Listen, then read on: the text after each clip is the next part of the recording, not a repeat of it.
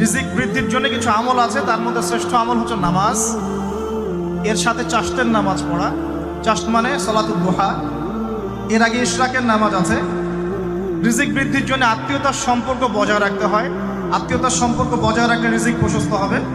বেশি বেশি যে আল্লাহ জিকির করে এবং কোরআন তেলাওয়াত করে তার রিজিক বাড়ে আলহামদুলিল্লাহ, এবং যে আল্লাহর রাস্তায় খরচ করে তার রিজিক বাড়ে।